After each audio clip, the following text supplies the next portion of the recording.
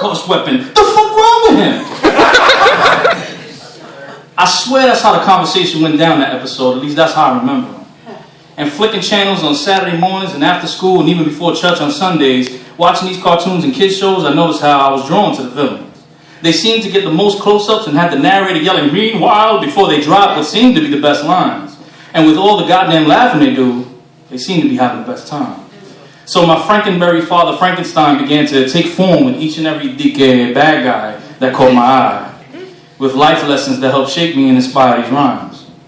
Sabretooth, the nemesis of the X-Men and Wolverine's best friend, taught me whether at home or traveling abroad, say to Japan or a log cabin, that you a punk if you can't take care of your woman.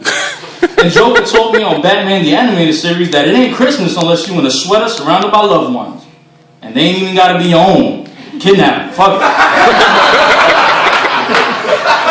Yes! Mr. Freeze showed me that emotions can never be frozen so solid that you can't show them. And though power can attract a crowd, Magneto taught me words and actions are what really keep friends that are worthwhile close enough to follow you around. The Saiyan Prince Vegeta showed me to have pride, even if I felt I had no right to. Because there may have been those who had plenty reasons for it, but had their lives cut short, so you could keep their memories inside you. Let that drive you. Scar, the Lion King Slayer, taught me that people are going to call you what they see. There are always ways to make friends out of your enemies, and don't fight no kid till you're at least 17. Come on, that's some bully shit. Like, let him go, grow up on grubs, come back when he got the mane. If you're gonna raise a middle finger, might as well block out the sun with that shit. Monty Burns put the lights out, said excellent, release the hounds and deal with it.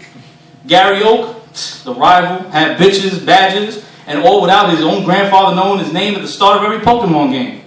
So it was personal glory and satisfaction over fame. The Tick yelling about spoons, but Chairface Chippendale reminded me that your mouth should take a seat before you think to let it run too soon. Bowser was wise, he ever got credit for. He invested in real estate with all them castles, and he always kept the princess moving, protecting her to death with his fiery projectiles, willing to get tossed off a bridge for lava into her. For her into lava. Then be like, see you in the next world, you racist stereotype bummer. No matter what gadgets your foes might pull out the ass at you, Dr. Claw reminds me that there's always a next time. And to be gentle yet firm when you go to pet the pussy, your cat. The pussy, he had a cat next to the TV. There was always a cat there. Yeah, there was a pussy cat next to the TV. And so was I. Mashing up these lessons and becoming a man myself. No dad to give me counsel or that I could go to for help. The time in front of the tube helped me to see that a villain may not get on the front of a lunchbox or a spot on the graphic tee, but a villain be damned if you let anyone tell him what he's supposed to be. A villain like me is a man that will fight for what he chooses to live for. One day when I have a little one I'm in charge of, I'll do my best to share and pass on what I've learned. The world out there is full of would-be heroes, no substance and no style. My father told me, you won't always have people around to count on and to provide.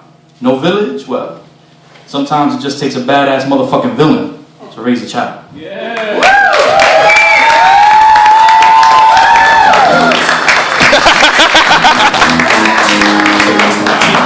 Awesome.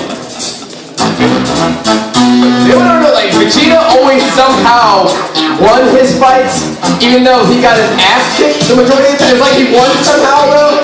I've never, that's like the only hero, like, you don't got that every time, but like, it feels like he won it somehow. Love Vegeta. Trunks is always my favorite. Alright. We're gonna bring up our next open micer.